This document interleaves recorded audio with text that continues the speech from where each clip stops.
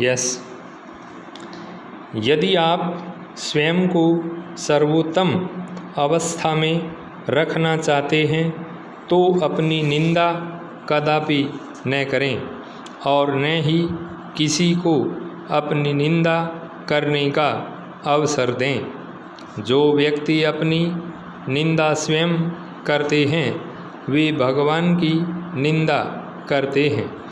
उपनिषदों में भी ऐसा ही कहा गया है कि मनुष्य को अपनी निंदा नहीं करनी चाहिए।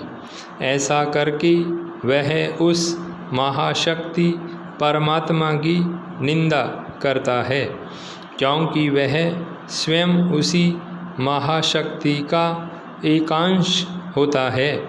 अपनी निंदा करने का तात्पर्य है ईश्वर की निंदा करना। इस सब की अपेक्षा व्यक्ति को अपनी क्षमता, शक्ति व योग्यता पर विश्वास होना चाहिए। मनुष्य के भविष्य का निर्माण उसकी क्षमता के अनुसार ही होता है।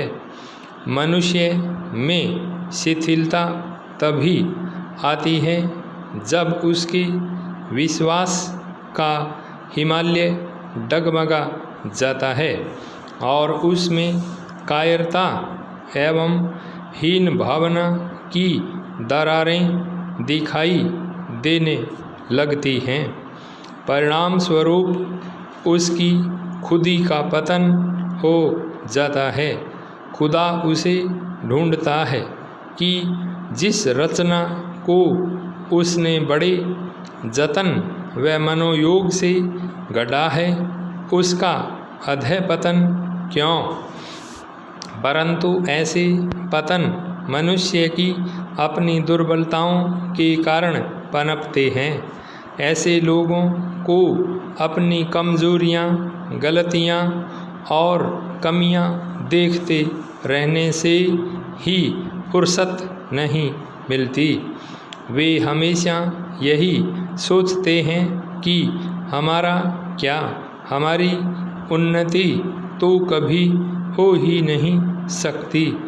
इन कमजोरियों, गलतियों व कमियों की कंटीली झाड़ियों में से सुरक्षित बच निकलना हमारे बस की बात नहीं है। जब व्यक्ति स्वयं हताश होकर हथियार डाल देता है तो दूसरा उसे खड़ा करके चलने के लिए कैसे तत्पर कर सकता है। ईश्वर भी उन्हीं की मदद करता है जो अपनी मदद स्वयं करते हैं। आप अपनी गलतियां व कमियां अवश्य देखिए, परंतु वहीं रुककर उन पर मरसिया मत पढ़ने लगिए।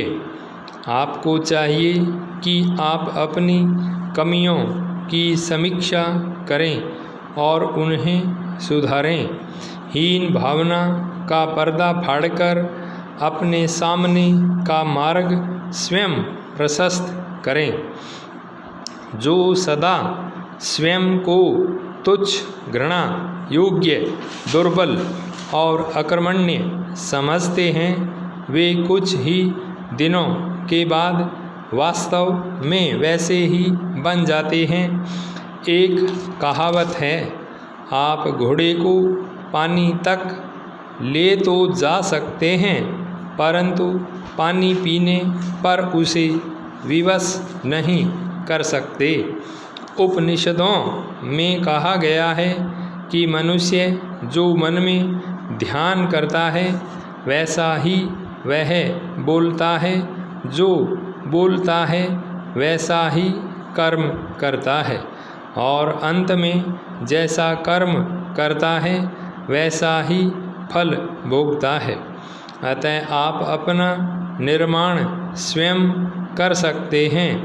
यदि स्वयं को सबसे सुंदर व उत्तम रूप से मंडित करना चाहते हैं तो सदा वैसा ही सोचिए।